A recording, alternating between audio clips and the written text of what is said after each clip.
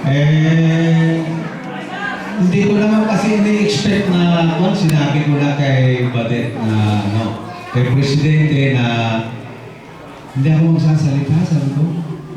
Kasi hindi ko alam kung anong sasabihin ko. Kaya anong sasabihin ko ngayon?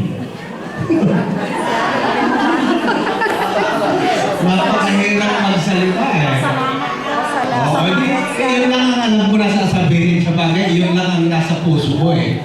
Yung magpapasalamat sa inyong lahat dahil nandito kayo at nandito tayong lahat, lalo-lalo na sa araw na ito. Ano ba?